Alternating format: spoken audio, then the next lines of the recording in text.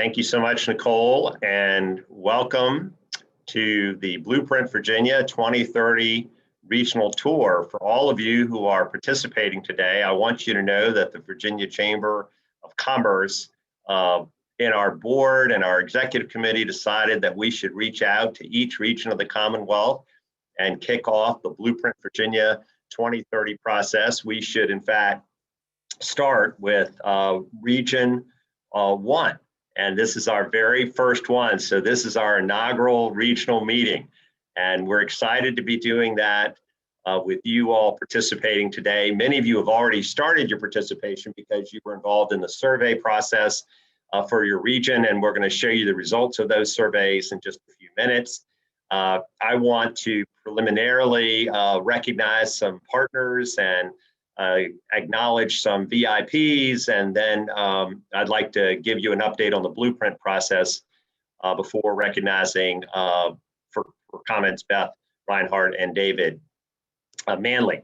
But just in case you don't know, I'm Barry Duvall. I'm the president and CEO of the Virginia State Chamber of Commerce. I've been privileged to serve in this position now 11 years. It's been a great decade plus.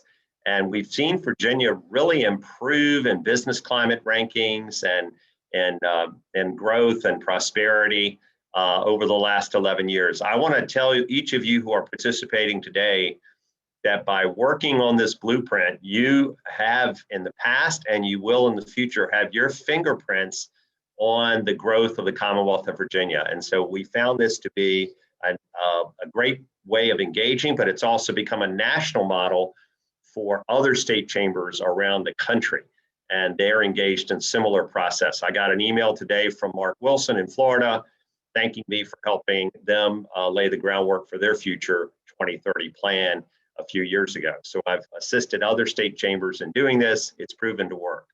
I want to welcome our co-hosts. We have some co-hosts that are statewide co-hosts, and we have some that will be co-hosts for each of the region. Our statewide co-hosts are very important to us. We have a partnership with the Growth and Opportunity GO Virginia organization. That's been supported by Eric Johnson at DHDD and Sarah Dunnigan. I thank them personally for their support. I also want to thank the Virginia Economic Developers Association. I'll recognize David a little bit, but Connie Long has helped us. We also have a partnership with other chambers of commerce around the Commonwealth, including the Hispanic Chamber and Michelle Jajour, and the Asian Chamber of Commerce, Mylan Tran. I want to thank them. We have some other chambers, including the Northern Virginia Black Chamber that's going to host us when we go to Northern Virginia, but they're participating today, and several other regional chambers. But more closer to home, I want to thank Beth Reinhardt and the Bristol Chamber. I'll more formally introduce her later because she's also working and representing GO Virginia Region 1. And I thank the Dickenson County Chamber of Commerce as well. I also want to thank Rita Surratt from Dickenson County Chamber of Commerce. We also have the Russell County Chamber, Angela Carpenter, the Wythe Bland Chamber, Jennifer Atwell, Buchanan County Chamber, Mary Belcher, and the Wise County Chamber, Rick Colley, and Tazewell County Chamber, Lori Stacy. Each of you as chambers are the voice of business for your community. And working together, we can be the voice of business for Virginia. I'm also pleased to let you know that I serve a board, like many of you executives at the chair at the Chamber of Commerce level, and my chair, Alan Witt, is watching today. Alan is the former CEO and CEO Emeritus of PB Mares, a large regional accounting firm headquartered in the Commonwealth of Virginia. He's also recently joined the business school at Christopher Newport University and as a lecturer and teacher and resident there. So Alan, I want to thank you for being on the Zoom as well today. Delegate Will Wampler has signed up to be here today. He's very interested and supportive of growth and economic development. And then we have some local Board of Supervisors. I just want to mention three that I know are on.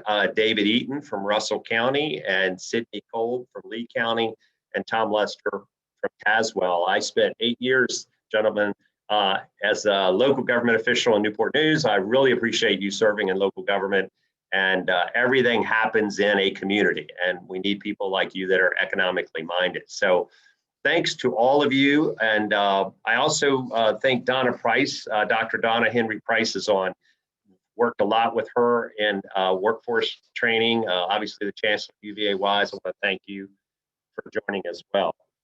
Let me ask Nicole to go through some logistics, because I am going to do a PowerPoint, and I'd love to hear from you while I'm doing it. But Nicole, let me ask you to chime in. She's our Vice President of External Affairs.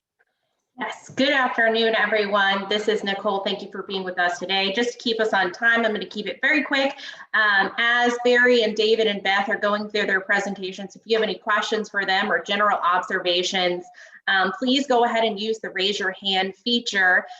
Once our presentations are over and we transition to the open discussion, we'll go ahead and allow you or unmute you so you can go ahead and provide your observation or questions. I'll also note that on the agenda and in the calendar invitation, there were 2 discussion questions we sent to everyone. After the presentations, we're going to go through those discussion questions, and we hope that you will engage with us. If you don't want to speak and you'd rather just type your questions in or your observations, you can use the Q&A feature or the chat feature. And if you have any technical issues during this presentation, please just go ahead and send us a chat, and a member of our team will assist you. And with that, Barry, I'll turn it back over to you. Great, thank you, Nicole. And again, feel free to use that chat feature as I'm going through this presentation for either making comments. When I'm done, we'll be glad to answer any questions you have as well. And then again, we're going to respect your time. We're going to be done by 1, but we want to save time at the end for open communication and recommendations. Let me begin. Laura, as our digital communications team leader, she's going to help me with this PowerPoint. So Laura, if you can advance to the next slide. So our board adopted a vision for us to be the voice of Virginia business, and we've been able to do that as an influential advocacy organization now for several years.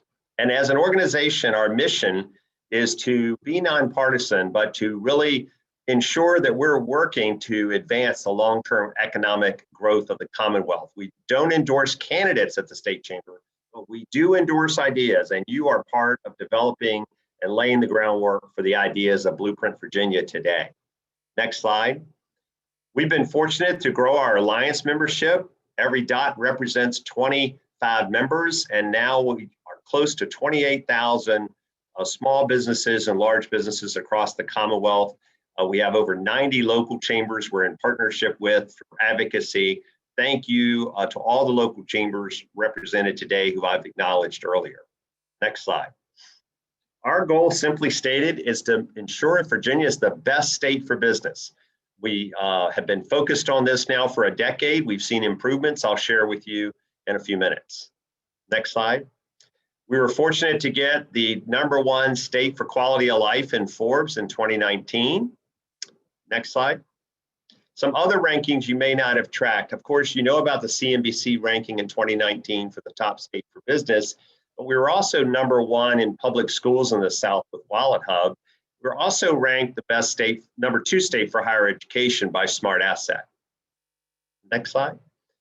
We were fortunate last year with business facilities to be ranked #1 in cybersecurity and #1 in digital infrastructure. We were also #3 in workforce development, and we're growing in our presence with offshore wind. But best business climate, we were #2 with Texas. Seems like Texas is always just ahead of us, or we're just ahead of them. But again, we're happy with the top 5 ranking.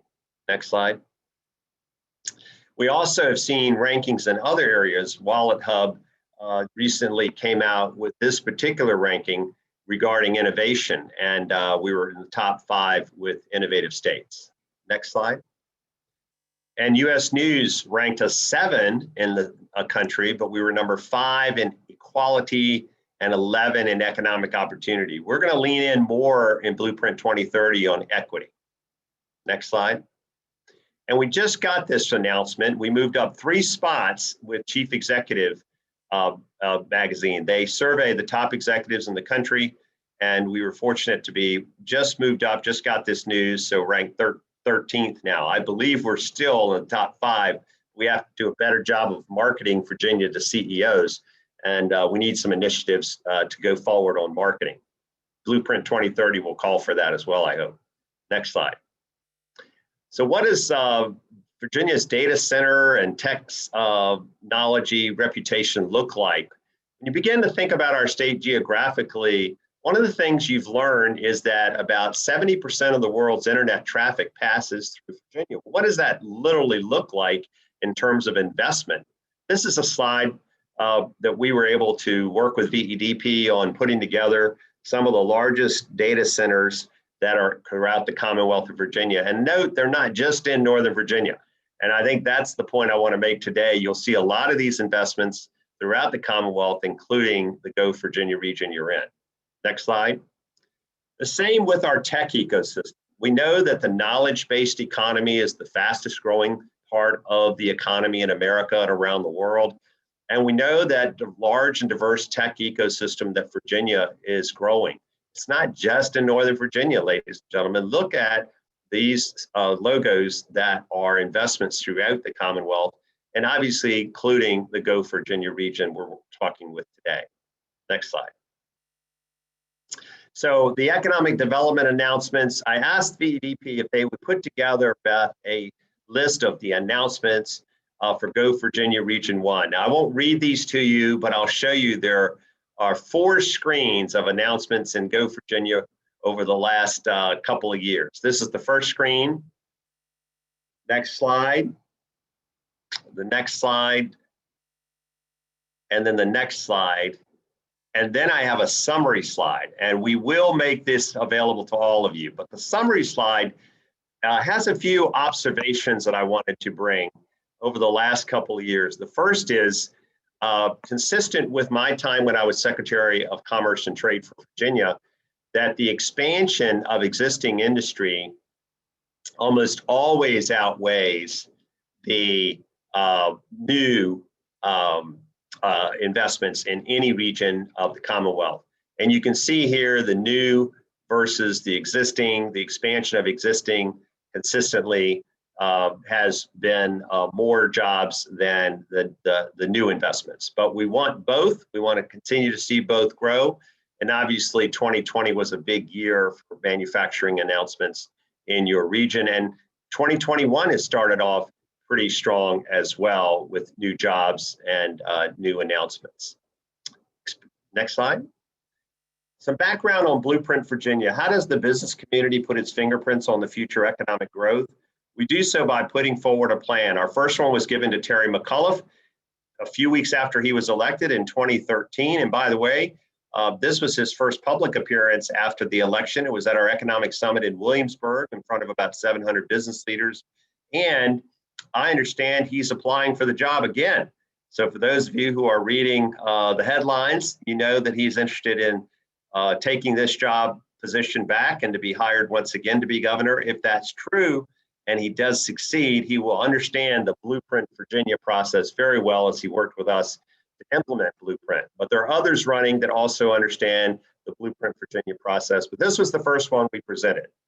The next slide will show you the cover and the Blueprint Virginia 2025 that we presented to Governor-elect Norton right after he was elected, again in Williamsburg in front of about 800 people. I'm standing with Dennis Tracy next to the governor, who was an executive with Smithfield, Bob Blue from Dominion, and also, I'm sorry, Jennifer Boykin from Newport News Shipbuilding was unable to join us. She had a family matter, but this was presenting it to him. And this governor has worked with us on implementing a number of initiatives, Blueprint Virginia 2025. Next slide. The focus areas of Blueprint include workforce and education, and you'll see in a minute with the survey results why that's so important.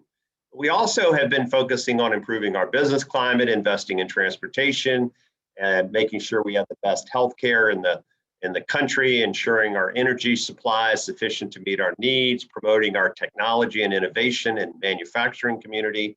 And then, of course, corporate sustainability has grown in significance, and Virginia is home to about 200,000, we have about 200,000 military folks in Virginia, and we have about 20,000 rotating out. So We're very proud of our military, and we want to make sure that it's a success. Next slide. I'll skip over some of these blueprint accomplishments, but we've had a significant number continuing to promote investment in education and workforce and infrastructure. Next slide. We've also had investments in broadband, but we need to do more, and in energy and healthcare, and a lot of work on workforce and education that we've been able to accomplish in the last few years. Next slide. And diversifying our economy. Well, we appreciate the military spending. We very much appreciate the ability to diversify our economy with these new initiatives. Next slide. And again, I mentioned the military. We've been able the last couple of years to see over 600 employers hire about 2,900 veterans, rotating out of the military and keeping them in Virginia. Next slide. So how has the roller coaster ride been for national rankings? This is a blend of 4 of them: chief executives, CNBC, Forbes, and site selection. And with sequestration, the reduction in military spending, we began to fall dramatically as the financial crisis hit. We put our first Blueprint Virginia forward in the end of 2013, started advocating for investments in business and business-friendly policies, and we've seen our rankings continue to go up. The next slide will show you, though, I think we are in Virginia at an inflection point. We are at a time of importance to continue to invest and recognize business-friendly policies that will help create more jobs, employ more Virginians. And if we do that well, we'll see Virginia stay in the top 10. But if we have a legislative trend line that is not business-friendly and overly regulatory in its burdens on business, we'll see the growth slow and our national rankings will fall. Next slide. So what are some of the economic challenges we're facing? These won't surprise you, but take a look back at the last 3 recessions. The way these recessions unfolded in 1990 and 2008 compared to the 2020 recession, how quickly the unemployment fell compared to the unemployment rate falling for us. The cumulative change, pretty dramatic last year, even though we're bouncing back. Next slide. This will show you the Fuller Institute's estimate that about 40% of the jobs lost a year ago have yet to recover. We still have a long way to go. Next slide. Our unemployment rate, of course, year over year as a state, 2.5%, hard to believe statewide in February. It seems like a long time ago compared to February of this year. Next slide. Obviously, the numbers of unemployment have been nationally huge. A number of people have suffered greatly, and we've seen about 20% of Virginia's population in those unemployment numbers. And small businesses have been very hard hit. Let me show you graphically what that looks like in Virginia. So we had this graphic put together because we thought it was eye-opening that 31% of our small businesses have been lost from March of 2020 or January of 2020 compared to the beginning of this year. Next slide. We've also seen a disproportionate impact of unemployment. This is February 20 of February 21, and you'll see the darker shaded areas, obviously with higher unemployment, the lighter shaded areas. Specifically, a number of hospitality jobs have been lost in the outward facing part of our community. I do think we're on our way back, but we haven't recovered yet. Next slide. No surprise, leisure and hospitality hit significantly, mining and logging and other services and non-essential retail most dramatically hit in terms of job growth a year over year. Next slide. So as we keep in mind, we've asked our economic development analysis friends to put into place a statewide view of what it would take to actually achieve the employment level we had. And what you can see is that the projection is perhaps mid-level, mid-year 2022 on our current growth getting back to the top. We did a little deeper analysis on the next slide and said, okay, what if we look at Virginia with the rural horseshoe versus statewide versus urban crescent? And you can see that it's going to take almost an additional year to get back to the baseline of full employment for those in the rural horseshoe of the Commonwealth. Next slide. We've also seen a disproportionate impact on less educated minorities, women, and lower wage workers. This slide gives you both graphically and the percentages of how much more challenging it has been for those communities. Looking at that another way, you can see the affected communities. Dark blue is 2020 and light blue is 2021. You can see the dramatic changes, and not forgetting our persons with disabilities. As we think about leaning in and including more equity, we want to think about all populations that have struggled, but we also want to think about all regions. Next slide. So what if we were able to close the race-based financial gaps in America? One national study said that America would add an additional $1 trillion a year, or $5 trillion over 5 years, to our economic growth. Next slide. The chamber has been working with local chambers and our business community in the legislative process this last year to lean in on a few initiatives that would help begin the process of equality in education, employment, and entrepreneurship, and endorsing some criminal justice reform. I think it's just the beginning. Next slide. So skilled workforce has been a challenge for a long time for every region. We've seen that have more pressure as well. Next slide. We've seen the fact that our STEM degrees, while America is producing a significant number, this is 2018 data, we're way behind our national competition on science, technology, engineering, and math. Next slide. We need we've seen, especially in your region, a greater reliance on technology for healthcare, which means we need more connectivity, which means more investment in broadband and the like. Next slide.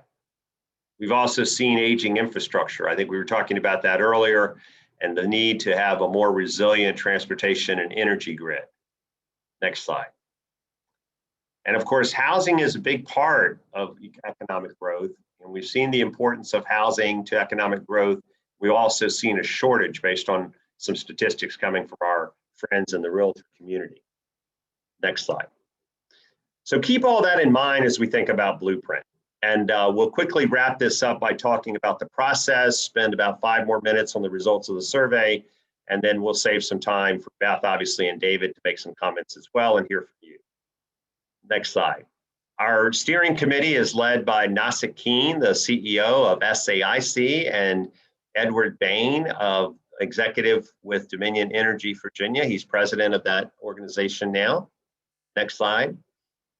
We are very grateful for your participation in the regional briefings. We are looking forward to continuing the survey process, but it's part of a bigger process where we have executive committee meetings, we have signature events, strategic partnerships with other business groups, and a steering committee and advisory committee that will look over all the recommendations before we finalize it. Next slide. We hope to have all of our meetings and input complete by the summer. We kicked it off last December. Approval of our full recommendations by October, and then mark your calendar for December 3rd. We'd love for you to join us, probably in Richmond, where we present the new Blueprint 2030 to a newly elected governor, no matter who he or she is going to be. Next slide. So we are here today with our first virtual meeting. Thank you again for participating in this GO Virginia regional meeting with all the stakeholders and co-hosts. Next slide. Again, mark your calendar for December 3rd. If you can only participate in one of our events this year, we'd love for you to come. And hopefully, pray we can be in person, even if we have to socially distance and limit our attendance. Next slide. We have a broad, inclusive process, but you all are part of the regional information gathering now that will come up to our advisory and steering committee. And we also have a number of executive committees studying individual areas, and they're all going to make recommendations so that we can be both regionally mindful as well as statewide mindful of competitive issues. Go into the blueprint, which we ultimately will endorse as a public policy document that we'll present to the governor-elect in December. Next slide. I want to thank our team. This is our foundations and communications team. Many of them are on the call today. But I particularly want to ask Nicole Bunce, who spoke with you. Now you can see her, I hope, as our Vice President of Communications to take the rest of this presentation and walk you through the survey process before I call on Beth. Nicole, thank you. Thank you, Barry. And for sake of time, I'm going to go through this information very quickly, but please note we are going to send this presentation to all participants after the meeting. If you go ahead and go to the next slide, Laura. Perfect. So there are several ways that you can engage in the Blueprint Virginia process through our survey. We are going to be launching a comprehensive survey on our website early next week. And additionally, if you are here today, we hope you participated in the regional survey because we want to ensure that all businesses, education, housing, workforce, and development leaders have the opportunity to engage in this process, both from a statewide level and also to ensure that we have collected the regional perspectives. Next slide. So you can go on right to the next slide. These are the results as of this morning. I do want to encourage, if you haven't had an opportunity to participate in the survey so far, please follow the link and go ahead and participate that and share it with colleagues within the region. We're going to continue to keep this survey open throughout the summer, and we're going to present the final results at our summit on December 3rd. So quickly, Virginia's economy is headed in the right directions. We saw 57% agree, 12% disagree, and about a quarter that marked that they are neutral. For the next slide. Virginia is doing a good job preparing the workforce that businesses need. We saw about 42% agree and 30% disagree, which definitely lends to the continued development of workforce development in Blueprint Virginia 2030. Next slide. Virginia has an environment that encourages entrepreneurs and businesses to innovate. We saw 46% agree, 20% disagree. Next slide. Which areas do you believe have the most impact on Virginia's overall economic competitiveness? Workforce and education won in a landslide. That was the #1 response from almost all of our participants. And then tied for second place was business climate and innovation and technology. Next slide. If the Commonwealth could make additional investments in education and workforce development, where do we think they should go? Again, in a landslide, the #1 answer was internships and apprenticeships and other work-based learning opportunities. #2 was K through 12, and #3 was investments in community colleges. Next slide. Where do we think Virginia should be concentrating its infrastructure investments? #1, by a landslide, broadband. And #2 and 3 were transportation, school maintenance. Next slide. What is the most important component of healthcare to businesses and their workforce? Affordability and total cost of care was #1, and coming in at 2 and 3 was accessibility and quality of care. Next slide. What is your greatest priority regarding energy? #1 was reliability, 2 was affordability, and 3 was decarbonization. Next slide. What is the best way for Virginia to increase the number of advanced manufacturers in the Commonwealth? #1, not surprising to most, continue to build the workforce of the future. #2 was offer more attractive tax incentives, and 3 was invest in research and development to grow these opportunities. Next slide. What approach would be most effective to the state to support sustainability efforts? #1 was improve public infrastructure and lead by example, and #2 was financial incentives. Next slide. What is Region 1's greatest barrier to affordability and quality housing? #1 was low inventory, and that won by a significant margin. #2 was population density, and we also had a large number of others that selected other and provided some other suggestions that we will consider for the development of Blueprint Virginia 2030, as we want to ensure we are supporting the housing infrastructure that our Virginians need. Next slide. What is the greatest area of improvement for the pandemic? Preparing for the next pandemic, #1 overwhelmingly was early detection and mitigation through our public health infrastructure. Next slide. For Region 1, what is the most important potential infrastructure investment in your region? By a landslide again, increased broadband infrastructure for underserved areas. #2 was schools, and we've got a number of responses that selected other that provided us with some helpful suggestions that should be included in Blueprint. Next slide. For Region 1, what is the most important industry for continued growth? #1 was information and emerging technologies, 2 advanced manufacturing, and 3 agriculture and food and beverage manufacturing. Next slide. I think that is the end of our surveying results. I did go through those a little quickly, but again, we're going to be sending these results and the entire presentation to everyone that participated today. We're going to keep the survey open if you haven't had the opportunity to participate already, and we'll present the final results in December at our Economic Summit. With that, I will turn it back over to Barry. Great, thank you so much. Did a great job with that.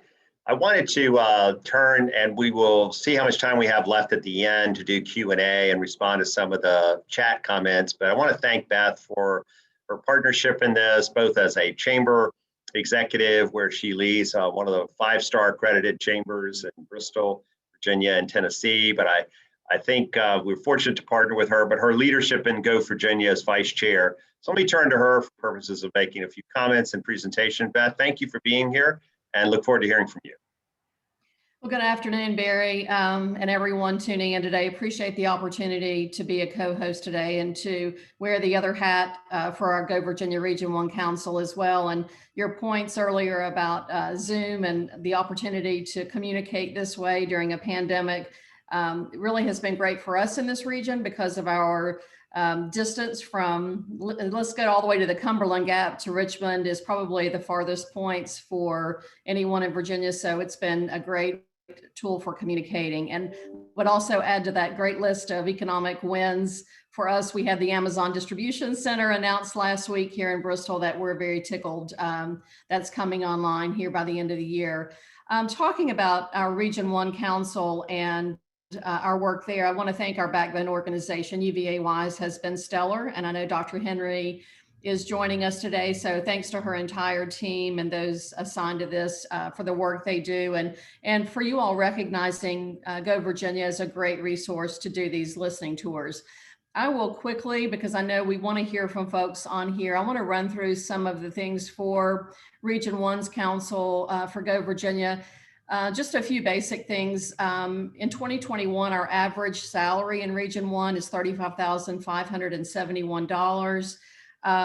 In terms of some of our strengths or opportunities, and this is not a strength, it's probably one of our challenges, is over the last decade, we've seen a population decrease of probably over 31,000 individuals. And we're continuing to strive to replace the real strong coal industry and tobacco industry jobs that were really the stronghold here for a very long time. I think one of our greatest strengths and our weaknesses is that we have, our strength is that we have a very gritty and dedicated and hardworking workforce. With that being said, that's been challenged with stimulus checks and unemployment boost, things that were important for folks. They've also been a challenge for us in getting people back to work. And we know that's not just here in this region. Region 1's rich in agriculture and in the energy industries, and we continue to have opportunities for growth in the IT and advanced manufacturing realm. We have an extremely collaborative nature in Southwest, and I think that comes from knowing that we have to pull together if we're going to be stronger and successful. And that goes across our chambers of commerce, our planning district commissions, county administrators, our economic developers, nonprofits, private industry, higher education institutions, state agencies, and many other regional partners that are critical to the success here. For some of our areas of opportunity, I think we've learned more now than ever during the pandemic that rural America is very invaluable. For many reasons, we've seen the rural parts of the country get greater attention during this pandemic, and folks looking for safer places to travel and to visit and to live. We have a lower cost of living. We have an enhanced quality of life with things like our great outdoor rec assets. We have great Main Street downtowns with the microbreweries and distilleries and a lot of the things that people love and are looking for, and especially in our younger folks that we're looking to attract and retain. So we kind of have that big city feel with all the great things that come with a more rural lifestyle. We believe we're very appealing for remote work opportunities and also for a lot of the entrepreneurial endeavors and startups. I think we're very poised for that as well. Some of our high potential industry sectors and our growth and diversification plan, those for Region 1 are currently agriculture and food and beverage manufacturing, advanced manufacturing, energy and minerals, and information technology. And our target strategies are talent development, sites and infrastructure, and innovation and scale-up support. It should also note that our new growth and diversification plans for all the regions are set to be updated this year. So we are working on that currently. over the next few months. We'll have that underway. Would have to note, I think we'd be remiss if we didn't, that although tourism is not really supported through the GO Virginia work for a lot of obvious reasons, we realize that it is a very strong asset and opportunity here because we are enriched with great hospitality and tourism opportunities and assets. And we feel like our outdoor rec, the quality of life, are very important. And we also look to the governor's decision to make the outdoor rec office open in Roanoke, recognizing that there are a lot of support businesses that can be recruited around hospitality and tourism, and especially in the outdoor rec realm that we feel like we're suited very nicely for. A couple other quick things. Let's see, we feel like, and this plays true to the survey responses we just saw, strengthening our workforce and developing our pipeline of talent through human capital recruitment is critical. And we're all struggling with, do you train the jobs or do you have the businesses first and adapt quickly and ambly for that? But we do have some challenges like other places do, again, with the stimulus and unemployment rates and with substance abuse to some degree. But I think what's more important is the work that we have done in Region 1 to address those challenges through our accountable care community work with Ballad Health. Housing is a great challenge for us. That varies depending on what part of the region you're in, and we are a very diverse yet collective region. Housing is going to continue to be an issue, I think, with the casino project coming online soon. I think diversity, equity, and inclusion is another strong investment that we need to be prioritizing. And there is a lot of good work being done in that area, but I think it needs to be boosted quicker, probably for the benefit of all in our recruitment efforts online. A couple about finish up here. I know there's a lot I could share. Many of you all know that are on this call what Region 1 looks like, but just know that the council is open to any recommendations. Would love to see more projects come through the pipeline, and our staff is standing ready to assist with those. That's great, Beth. Thank you so much. And we really appreciate that list of activities. It's very comprehensive. And since this is our first regional meeting held in this fashion, I think I'm already gaining confidence that partnering with GO Virginia has been the right approach for us. Your ability to bring the region together, recognizing that cities and counties don't grow across political boundaries. Cities and counties grow across economic boundaries. So this has been a terrific partnership with the GO Virginia, and thank you so much. I'm going to turn to David Manley in just a second.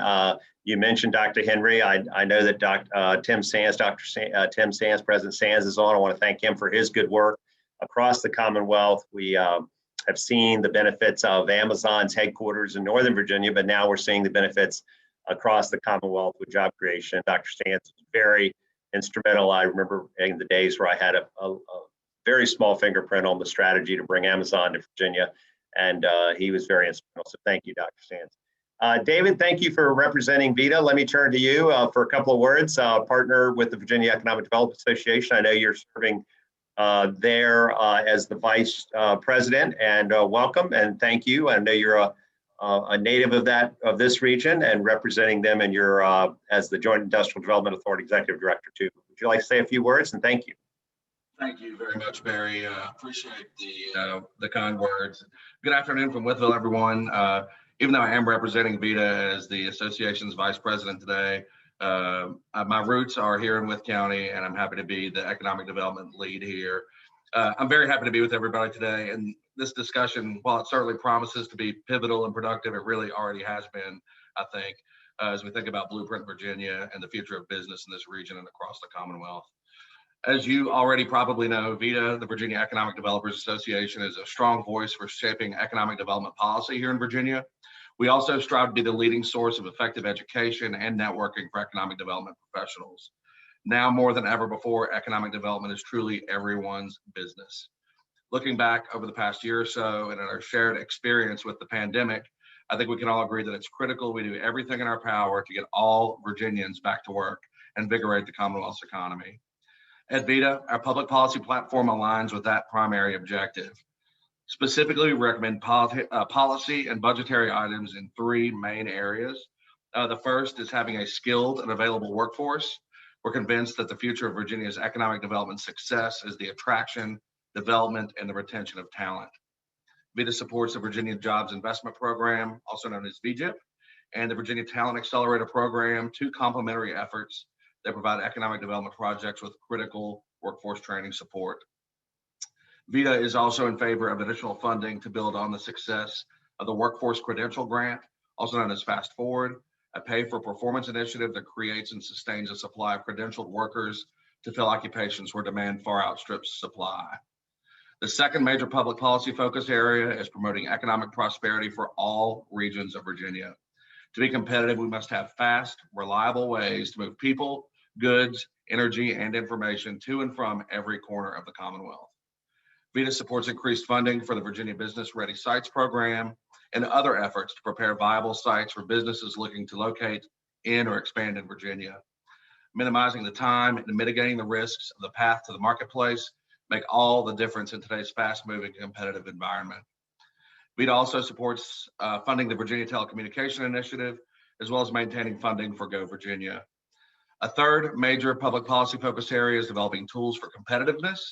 We must strengthen and grow our economic development toolbox through existing incentives, sound tax policy, the state's marketing program, and additional support for community revitalization. I'll close by saying, as we continue to make strides in these public policy related areas, as we consider priorities for Blueprint Virginia, we're confident Virginia can lead the nation and consistently rank as the best state for business. I thank everybody for gathering today and having this important conversation. And I look forward to showing the world how resilient our economy is when we all work together. Thank you so much. Thank you, David. Well said, well spoken. And please know for all the participants, we're excited about your participation today. Beth and David have done a nice job of speaking on behalf of your region, but you really have the opportunity to demonstrate some courage. If you're willing, at this time, we're opening up our process. I'm going to ask Nicole to chime in again, just in terms of the best way for us to recognize people that are prepared to answer one of these two discussion questions. We want to make sure we don't leave anyone out or any ideas out as it relates to what would be the most impactful improvement your region could make, we could do to help make your region more successful and prosperous in the future, or what priority you might want us to focus on as it relates to Blueprint Virginia. But let me ask Nicole to tell you whether it's a chat or raise your hand. Nicole, what do you recommend for our participants? Yes, thank you, Barry. So I'm just sharing my screen for a second to remind everyone of what our discussion questions are, but please feel free if you have other observations outside of these questions you'd like to provide, we welcome those as well. So at this time, if you'd like to answer either of the discussion questions, we ask that you use the raise your hand feature, and we'll go ahead and allow you to speak to provide your observations to the group. If you prefer not to speak, we can take your comments through the chat or the Q&A feature. So I'm going to go ahead and stop sharing my screen and see if we have any hands raised, and we will move from there. We have 2 hands raised, so I'm going to go ahead and first call on Todd Norris. So Todd, you should be able to unmute yourself now and speak. Thank you very much. And thanks, Barry, David, and Beth for inviting us into this conversation. As one of the major representative of Ballot Health, one of the major employers of the region, and as a board member of Virginia Early Childhood Foundation, I just wanted to take the opportunity to be sure that affordable, accessible, high quality childcare is on our radar as we continue to move forward with the blueprint, and that we think in terms of both the potential catch-22 associated with that, or the dual benefit on the opportunity side, as affordable, accessible, high quality childcare impacts both a parent's ability to work and a child's ability to enter the school system ready to learn. So it has an impact both on ready workforce and our children entering ready to learn. And really even as we work as a region to address that issue, we are convinced that state level, federal level policy action is needed to really affect the environment that we need for early childhood education environment. So I just challenge everybody to think in terms of the return on investment that has both short-term and long-term for the workforce and for the education system, and to dig into that further through Virginia Early Childhood Foundation and other resources if you need to learn more about that. Thank you for the opportunity for me to weigh in on that perspective. Thank you, Todd. I appreciate that. It reinforces a comment a very large employer told me a couple of months ago, which is we have to solve the childcare problem before we can solve the workforce problem because of the dynamics of this last year. That and early childhood education, very, very important. Thank you for those recommendations and your work on healthcare and early childhood.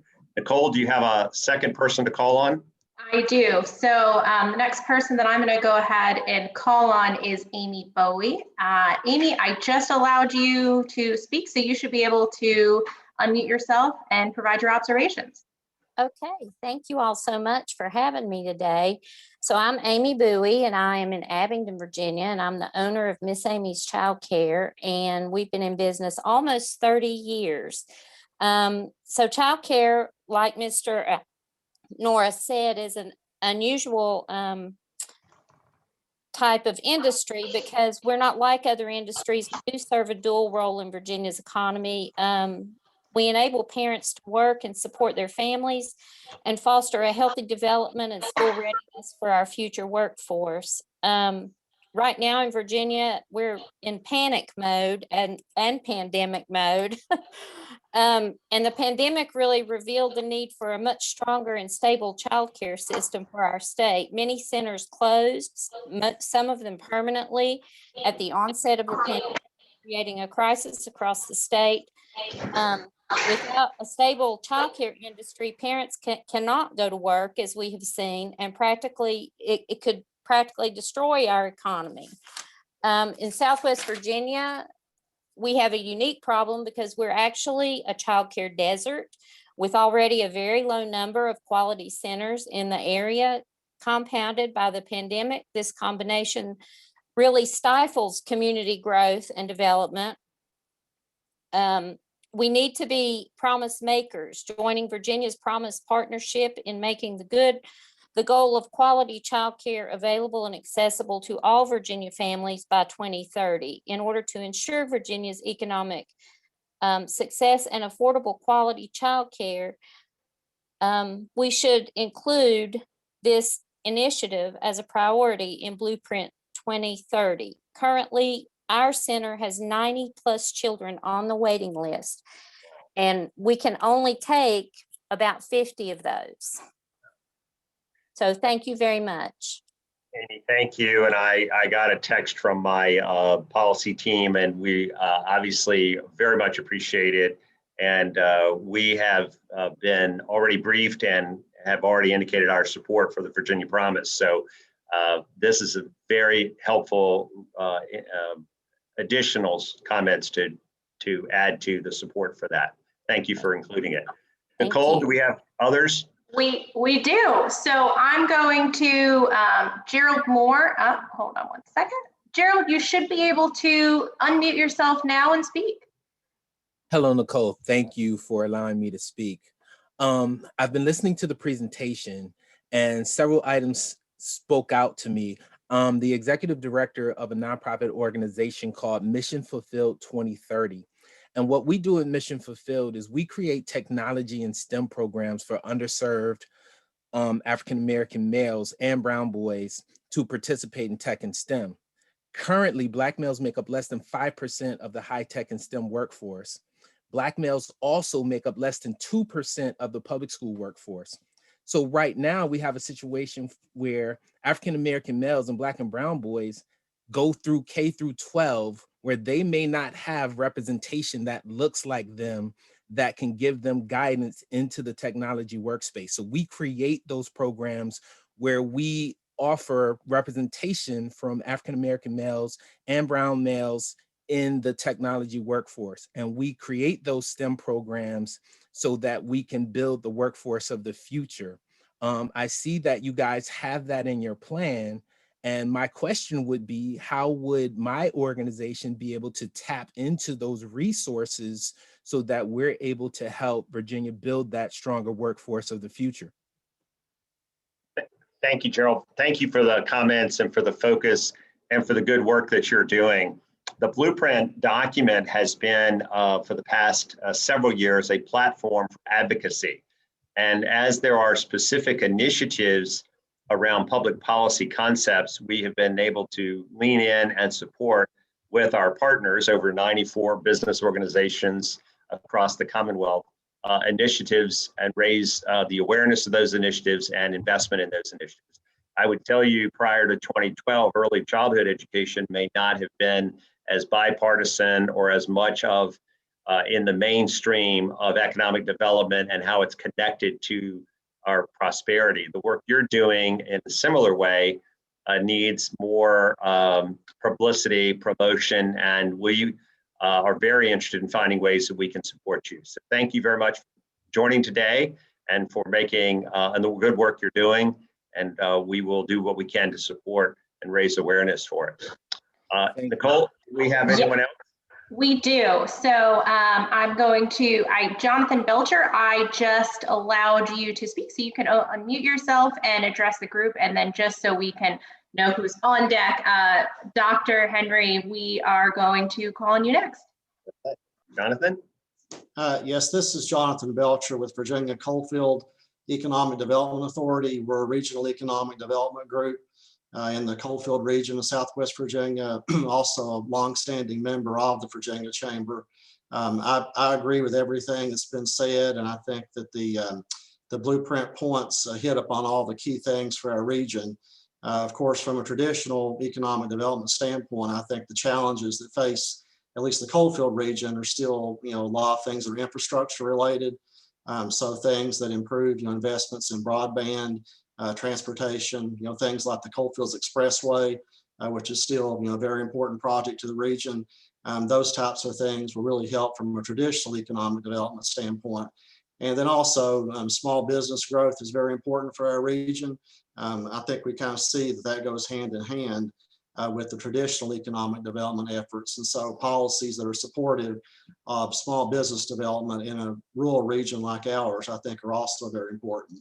But I commend the Chamber on the plan, and thank you for allowing me to speak. Thank you. Dr. Henry? Sorry, just 1 second. Here we go.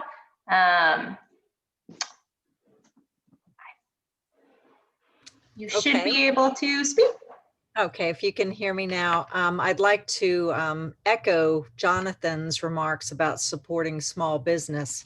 I think we've seen that the pandemic has really highlighted the importance of small business, and continued support for entrepreneurship efforts are critical for across all of Virginia, I would say, but particularly in our rural areas.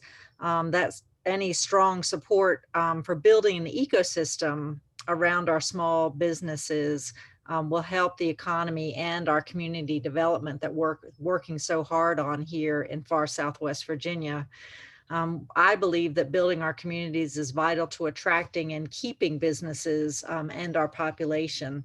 And on top of that, I saw that Beth Reinhardt noted the Amtrak expansion to Bristol in the comments, and I would echo that as well. That would be critically important for our students who travel here from Northern Virginia, Hampton Roads area. It would make that a lot easier for them, but would also make it easier for all of us here in Southwest Virginia to get to other parts of the Commonwealth. So I think that that is a great infrastructure piece. So thank you. Thank you, and thank you for all you're doing and your leadership. Nicole? Yes, so I believe Michelle Zajour with the Virginia Hispanic Chamber of Commerce had his hand raised. Michelle, you can go ahead and unmute yourself and speak. Yes, I just wanted to shared from the gentleman that commented about the African American and the brown and Black community. But I know, Barry, you have shared your interest in working with us, but we have a partnership with Virginia Union University. It's bringing Virginia Union to be a Hispanic serving institution and a Black serving institution. It be historic because there's no other Black serving institution that has this designation. But this will also give us opportunities to bring new programs throughout the community. And I know you've expressed interest on working on this program and other programs with us. So I just want to thank you for your support and leadership.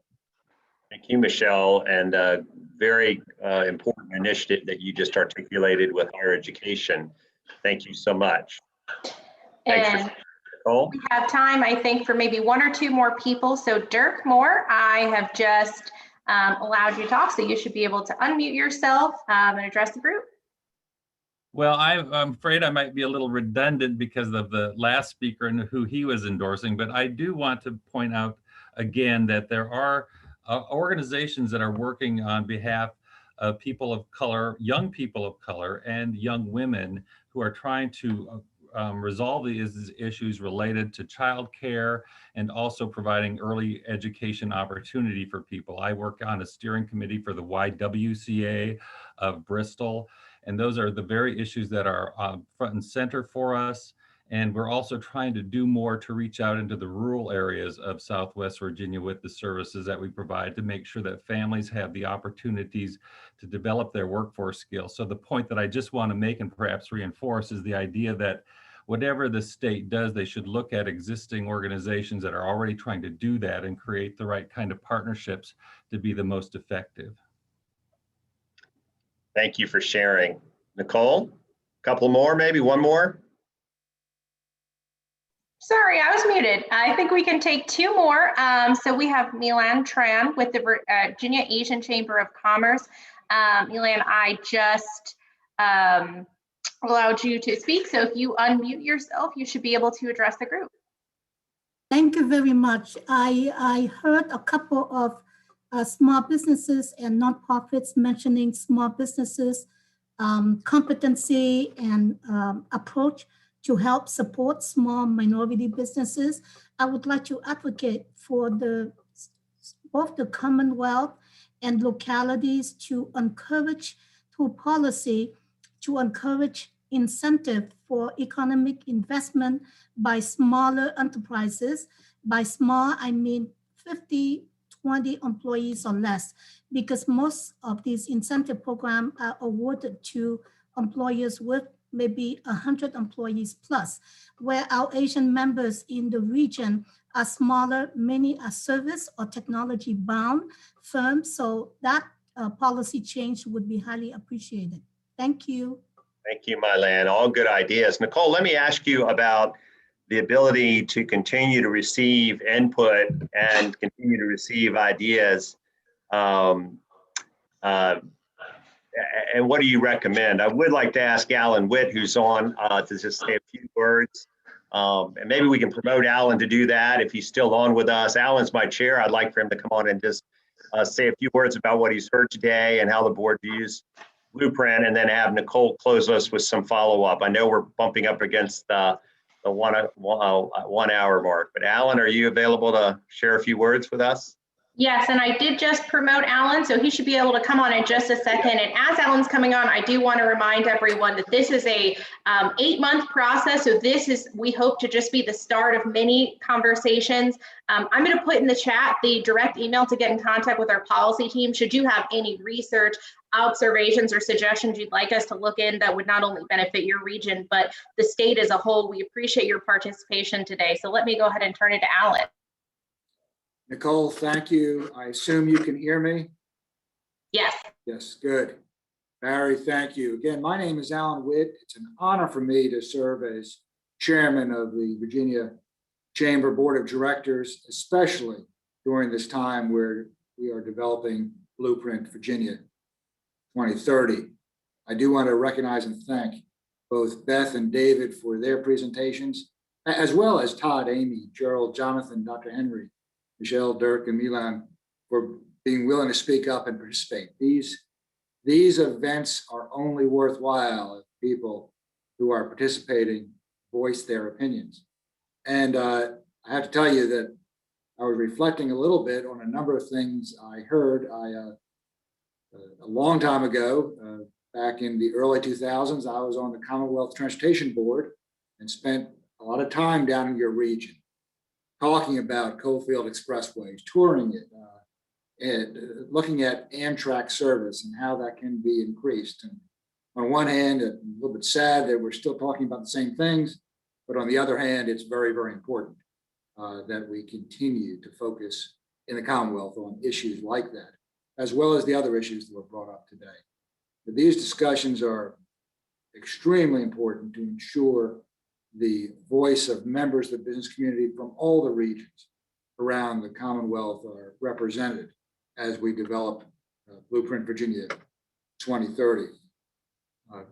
We've seen preliminary results of surveying, the ability of a well-trained and educated workforce remains a top concern, and for extremely good reasons. Companies need people with right skills to grow, to thrive, to prosper. We can continue to support our future workforce through a deliberate focus on creating a closer connection between the business community, jobs, and throughout our educational system.